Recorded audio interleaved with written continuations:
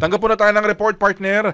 Ang MPD, nabalitaan mo ba to? Manila Police District? Oo, iniimbestigahan na raw ho yung pagkamatay ng criminology graduate na sinaksak at kinuyog matapos pagbintangang magnanakaw. Aba, Ang nangyari kasi dyan, kung di ako nagkakamali, siya yung ninakawan. siya pa na pagbintangan. O so, nung hinahabol niya na yung snatcher, Oo. o napagkamalan ng mga tao doon, sa Malate to eh, napagkamalan ng mga tao doon, siya yung binugbog Nako. at nasaksak pa. Diba? Ayun yung sinasabi natin na ano eh, kahalagahan ng presumption of innocence. Totoo. Diba? Mistaken identity. Kasi tayo mga tao, minsan pag inakala ni ganito Oo. na siya yung may sala, yung mga tao sa paligid, akala mo, naniniwala doon sa isa. Naniniwala na, Gets ninyo? oo. Parang ayun yung natural na ano ng mga tao eh, di ba? Nako. Na behavior ng mga tao na madali kang mapapaniwala nang hindi mo naman alam yung facts. Yeah. Hindi mo alam yung totoong nangyari. nangyari. Kasi akala nung isa ganito eh. Akala mo, ganun na rin. Tama. Parang ganun, di ba? Alamin nga ho natin itong update sa investigation ho ng Manila Police District dyan. Sa report ni Brigada Jigo Boy Custodio, i-brigada mo. Brigada Live Report. Jigo. Kasalukuyang iniimbestigahan ng Manila Police District ang kaso ng pagkamatay ni Christian Tendido Ambon, ang criminology graduate na nasawi matapos umanong saksakin habang hinahabol ang suspect na nagnakaw ng kanyang cellphone sa Malate, Maynila. Pinagtulungan din siyang bugbugin at itinali ng ilang residente sa kalsada. Ang insidente ay naganap noong February 8 bandang alas 11 ng gabi. Bumuo na ang MPD ng Special Investigation Task Group Ambon upang siyasatin ang insidente. Nagsasagawa na ng panayam sa mga testigo, pangangalap ng ebidensya at pagrerebisa ng mga CCTV footage sa lugar. Samantala, isinailalim na din sa autopsy ang bangkay ni Ambon upang matukoy ang tunay na sanhi ng kanyang pagkamatay.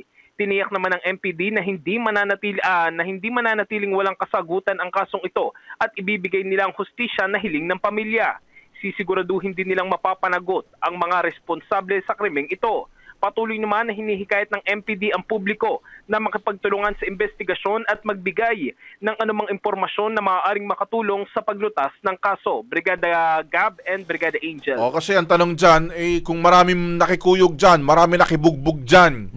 So lahat yan may kaso, gano'n. Kasi di ba yung sabi ng magulang nitong criminology graduate na ito, hindi raw sila hihinto hanggat hindi nakakasuhan yung mga sangkot dyan. So ibig sabihin, na-account na ba ng MPD lahat ng mga nakibugbog dito sa biktima? Sa ngayon, hindi pa nakakount ng MPD at wala pa tayong eksaktong bilang kung ilan mismo yung nakibugbog kasi sa sobrang dami nun hindi naman agad lahat talaga Brigada Angel and Brigada Ab aamin, di ba? Sino nga ba ng mga tao na aamin sa kasalanan ginawa kaya magiging pahirapan din itong investigasyon dito. Pero gayon pa man, magsasampa ng reklamo itong magulang dito nga sa mga nambugbog. Pati dito sa nagnakaw ng cellphone na kinilalang siya alias Junjun na mismong nagnakaw dahil nga alam naman natin, itong criminology student na to, galing pa siya ng Samar. Oo. Siya ay lumuwas lamang ng Maynila para nga magtrabaho. Oo. Pero yun nga lamang, ay talagang iba yung sinapit dito sa Maynila. Sa halip na mapabuti, kinuyog at sinaksak hanggang sa nasawi nga itong biktima. Ito bang si yung mismong snatcher, si alias Junjun, nahuli ba to? Hindi pa nahuhuli Large pa. sa, pinaghahanap pa rin hanggang sa mga araw na ito.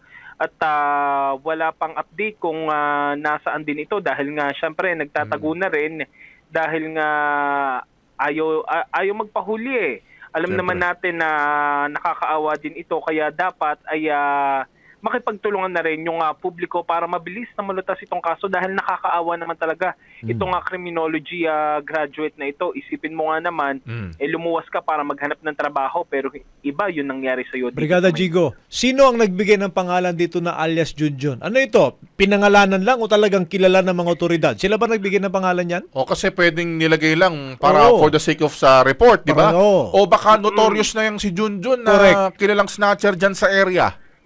Ito kasi ay base mismo sa kwento nung ina ng biktima Oo. na bago mangyari yung kuyugan, ang sinabi ng nanay na kinausap pa siya ng kanyang anak at ninakawan nga daw siya ng cellphone nitong alias Junjun. Yun mismo yung binigay na pangalan ng victim. At ang sinasabi pa sa atin ay magkakilala.